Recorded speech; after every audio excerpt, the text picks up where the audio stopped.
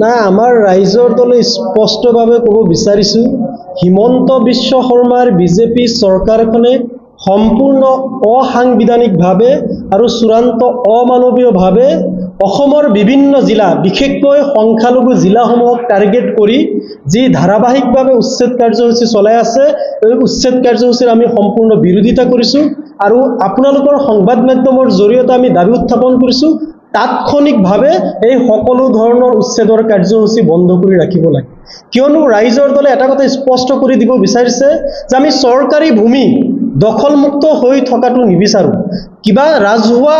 স্বাৰ্থজড়িত কাৰণত যদি চৰকাৰী ভূমি উদ্ধাৰ কৰিবলগীয়া হয় তো তাৰো এক নিয়ম আছে এই নিয়মটো হল যে বিকল্প সংস্থাপনৰ ব্যৱস্থা কৰিহে আমি কোনো ঠাইত উচ্ছেদ কাৰ্য চলাব পাৰো তো দেখা গৈছে হিমন্ত বিশ্ব শৰ্মাৰ বিজেপি চৰকাৰখনে আপোনাৰ গোৱালপাৰা জিলা কক ধুবুৰী জিলা কক নলবাৰী জিলা কক লখিমপুৰ জিলা কক বা অসমৰ বিভিন্ন জিলা বিশেষকৈ সংখ্যালঘু অধ্যুষিত জিলাবিলাকক টাৰ্গেট কৰি যি ধাৰাবাহিকভাৱে উচ্ছেদ কাৰ্য চলাইছে তেওঁলোকে উচ্ছেদ কৰাৰ কাৰণে যি ন্যূনতম নীতি নিয়ম বা সুপ্ৰিম কোৰ্টৰ যি গাইডলাইন্স সেই গাইডলাইন্স তেওঁলোকে ফলো কৰা নাই তেওঁলোকে কি কৰিছে বিকল্প সংস্থাপনৰ ব্যৱস্থা নকৰাকৈ প্ৰতিদিনে তেওঁলোকে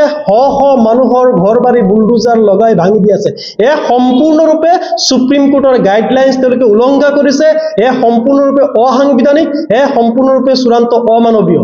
সুপ্ৰিম কোৰ্টৰ গাইডলাইন্সে কি কৈছে সুপ্ৰিম কোৰ্টৰ গাইডলাইন্সে কৈছে যে কোনো জায়গাত যদি উচ্ছেদ কৰিবলগীয়া হয় সেই লোকসকলক পূৰ্ব হিচাপে বাসস্থানৰ ব্যৱস্থা কৰিব লাগিব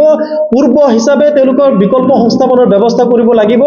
আৰু এই ৰায়দানটো দি কৈছে তদানীন্তন যিজন আমাৰ সুপ্ৰিম কোৰ্টৰ মুখ্য ন্যায়াধীশ আছিল DY চন্দ্ৰচূড়ে আৰু এই কথাটো নমনাৰ কাৰণে সেই কেছত 25 লাখ টকা জৰিমনা পৰ্যন্ত কৰা হৈছিল সেই কেছটো আছিল যে এটা ৰাস্তাৰ কাম বনাই আছিল চৰকাৰীভাৱে তাৰ পাছতো সেই পৰিয়ালৰ ঘৰ ক্ষতিপূৰণ নিদিয়াৰ কাৰণে বিকল্প সংস্থাপনৰ ব্যৱস্থা আগতে নকৰাৰ কাৰণে সুপ্ৰিম কোৰ্টে 25 লাখ টকা পৰ্যন্ত জৰিমনা কৰাইছিল আজি আমি দেখিছো যে চৰকাৰখনে উচ্ছেদ কৰি কি কৰিব কি নকৰিব তাৰ কোনো পৰিকল্পনা নাই কেৱল হিন্দু মুছলমানৰ ৰাজনীতি কৰিবলৈ তেওঁলোকে প্ৰতিদিনে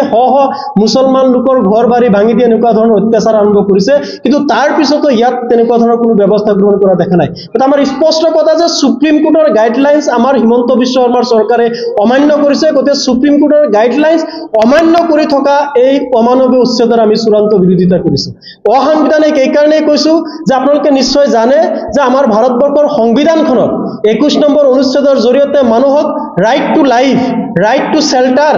এই অধিকাৰ দিয়া হৈছে জিয়াই থকাৰ অধিকাৰ দিয়া হৈছে বাসস্থানৰ অধিকাৰ দিয়া হৈছে আৰু 21 ক অনুচ্ছেদৰ জৰিয়তে ৰাইট টু এডুকেশন দিয়া হৈছে শিক্ষাৰ অধিকাৰ দিয়া হৈছে এই বিকল্প সংস্থাপনৰ ব্যৱস্থা নকৰাকৈ কৰা এনেকুৱা ধৰণৰ উচ্ছেদৰ জৰিয়তে এই চৰকাৰখনে কি কৰিছে আমাৰ সংবিধানে আমাৰ নাগৰিকসকলক যি মৌলিক অধিকাৰ দিছে তিনিটাকৈ মৌলিক অধিকাৰ সম্পূৰ্ণৰূপে ভংগ কৰিছে right to life right to shelter আৰু ৰাইট টু এডুকেশন আৰু কি কৰিছে সংবিধানৰ 300 ক অনুচ্ছেদৰ জৰিয়তে কৈছে যে কোনো ব্যক্তিকে নিজৰ সম্পত্তিৰ পৰা বঞ্চিত কৰিব নোৱাৰিব অৰ্থাৎ আমি জানো যে আমাৰ দুখীয়া মানুহৰ সম্পত্তি কি দুখীয়া মানুহৰ সম্পত্তিটো হল নিজৰ ঘৰখন হয় না নহয় চৰকাৰী ভূমিতো যদি কোনোবাই বসবাস কৰি আছে তেওঁৰ ঘৰখন তেওঁৰ সম্পত্তি গতিকে সেই মানুহজনৰ বিকল্প সংস্থাপনৰ ব্যৱস্থা নকৰাকৈ সেই মানুহজনক উপযুক্ত ক্ষতিপূৰণৰ ব্যৱস্থা নকৰাকৈ কোনো পৰিস্থিতিতে তেওঁক উচ্ছেদ কৰিব নোৱাৰিব গতিকে আমি দেখিছো যে হিমন্ত বিশ্ব শৰ্মাৰ চৰকাৰখনে বেআইনীভাৱে অসাংবিধানিকভাৱে চূড়ান্ত অমানৱীয়ভাৱে এনেকুৱা ধৰণৰ উচ্ছেদ কাৰ্যসূচী চলাই আছে আৰু আমি ৰাইজৰ দলে এই উচ্ছেদ কাৰ্যৰ সম্পূৰ্ণ বিৰোধিতা কৰিছো আৰু অতি শীঘ্ৰে এই উচ্ছেদ কাৰ্য বন্ধ ৰাখিবলৈ আমি দাবী জনাইছো আৰু লগত আমি দাবী জনাইছো ইতিমধ্যে যিসকল লোকক উচ্ছেদ কৰা হৈছে সেই উচ্ছেদিত লোকসকলক অতি শীঘ্ৰে পুনৰ সংস্থাপনৰ ব্যৱস্থা গ্ৰহণ কৰিব লাগে